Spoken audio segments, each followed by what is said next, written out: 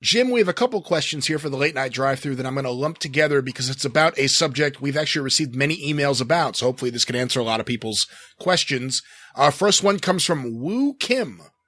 Dear Mr. Cornette, there's a gimmick waiting there somewhere. Yes. I wanted to get your thoughts on Team 3D. What was it like to work with them in OVW, and what were they like to work with in TNA? Would you agree with Edge and Christian that Team 3D were the equivalent of Animal and Hawk in the first decade of the 21st century? Lastly, any stories that stick out in your mind about working with Team 3D? Well, good. Second question first. Well, I mean, I know he was meaning it as a compliment, meaning as the dominant tag team or, and most decorated and top team in each company. But I just want to make sure everybody knows it was not in any way working with Bubba and Devon, like working with Hawk and Animal. I don't mean that in a bad way to either team, but you actually, well, how can I say this? Bubba and Devon took big bumps and they were more mobile and et cetera, et cetera. They didn't just, come in and Road Warrior everybody. Plus, in terms of actual equivalence, the Road Warriors were a major draw. There's a reason why people talked about the Road Warrior pop. Yeah. They were an attraction unlike any other tag team in wrestling history.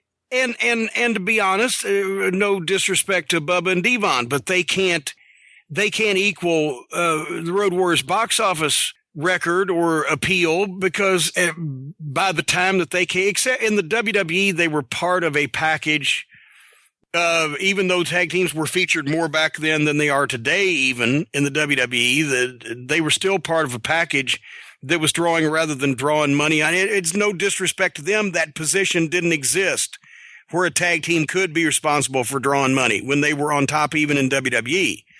And then, of course, they were hamstrung with being in TNA, whereas like being in the Federal Witness Protection Program. But I think they've been as dominant. The thing with Hawk and Animal was everybody, loved the fact that they were the only team that won the World Tag title in every one of the major companies, AWA, NWA, and WWF. Bubba and Devon have been the modern equivalent of that and have gone a step or two further because they've done, championships in Japan and in several different companies. But unfortunately, because of the evolution of the business, the money and the attendance records have not been there like they would have been in the 70s and 80s. But I think both Bubba and Devon did a great job. Now, we had some tense times in TNA when I was an agent and they were talent, especially during that fucking electrified cage fiasco that they didn't know how to build until they'd already advertised the fucking thing. And then I think somebody said, well, we'll just hook it up to a fucking die-hard battery or whatever the fuck. And so they had to fucking pretend they were being shocked and they were trying to add in sound effects from the truck. It was goddamn most ludicrous bunch of bullshit I've ever seen. And of course, Bubba, for whatever reason, and it was probably a good one, is screaming right on camera at the end of the match, that fuck! And I'm like, oh shit. And I don't know what else they did, but I think they got some juice to compensate for the other shit. And they were supposed to get juice, whatever the fuck. And I had to be the one to go yell at him. And he's yelling at me and I'm yelling at him. And but after looking at that thing, I would have been so fucking mortified and embarrassed to be in that goddamn joke of a fucking match that I would have got hot too. So that was one good. We as far as working, the Midnight Express, I think worked with them one time. I was not there, but I think they worked with them on an independent show or two in Virginia at one point. And Bubba raved, especially over Dennis Condrey. He's like, I never felt him. He was so fucking light. It was so good. Yeah, because they had to do that, every night, 340 nights a year. So they learned to get some mileage out of things. In terms of OVW, correct me if I'm wrong, they worked with Eminem on TV, didn't they? Oh yeah, and they were great here also because they came in and had a tear down the house match with the local guys and they got over and got their shit in, but they didn't bury the guys and just like the same thing that Bradshaw and Ron Simmons did. They came in and gave a rub or at least some on the job training or whatever to some of the guys that were here at the time. And that was no issues at all. Second part of this question is from Alex Prentice in Portadown, Northern Ireland. I know how much you care about the history of the tag team division, and I was wondering what tag teams post Smoky Mountain Wrestling you would have loved during your ownership there. I guess loved to have come in during your ownership there. That brings me to my pick as the Dudleys. I see them as the perfect Smoky Mountain Wrestling attraction. An interracial team in that part of the world would have topped Jack and Mustafa in regards to heat. They were naturals on the mic and, more importantly, great workers who could have turned even the Midnight Express and Cornette. Well, but see, now, if I'd have brought him in after the Gangsters, that would have been the absolute worst time to bring him in, because people go, oh, now he's fucking pulling this shit again, and it would probably kill their career. See, so timing is everything. That's a lesson to you young wrestlers out there. As far as tag teams, I would have loved to have had in Smoky Mountain. Yes, Bubba and Devon. They in the ring, they would have done well. They would have gotten heat because they were Yankee bastards. But by the same token, because it was but we're assuming that things had never changed. Because I was going to say, why would they have wanted to leave New Jersey, but and move to Tennessee? But guys like the Briscoes, guys like the Hardys, who did make a TV or two when they were young kids, I would have used the Hardys a bunch because I liked them from the time I saw them. Mark and Jay Briscoe, the Briscoe brothers, almost any of the American Wolves, Davey Richards and Eddie Edwards, I had a soft spot for in Ring of Honor because I liked their teamwork. I just wish Davey would just calm down just a bit and get his head into some things a little better. But, all of the Kings of Wrestling, Hero and Claudio.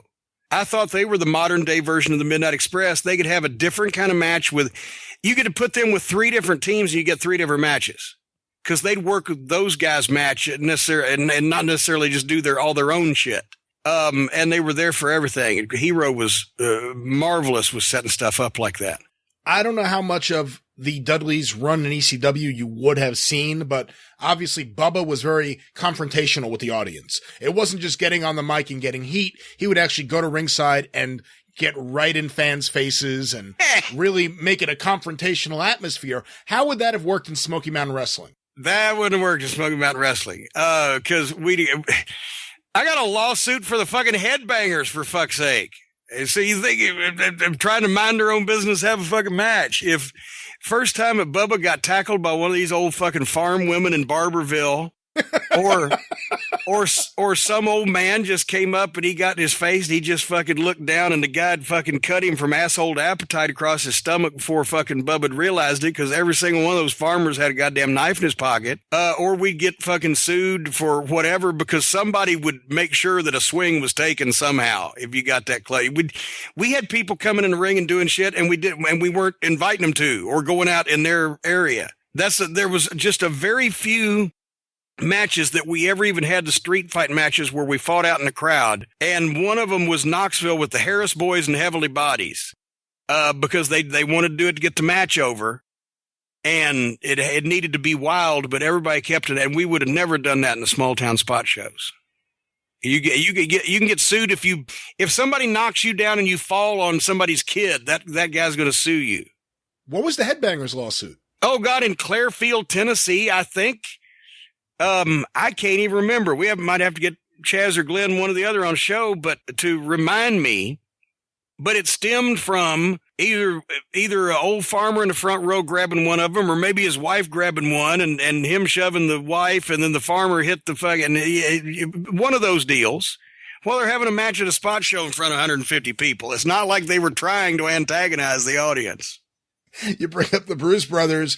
I will say I saw them during that period of time at Smoky Mountain Wrestling as well as ECW, and they may be the only act I've ever seen in wrestling who would, in multiple places, just start punching fans during the Well, that's another thing. We did it, but that did happen actually that night in Knoxville. Ron, I think, got 1 or 2 of them, but they deserved it.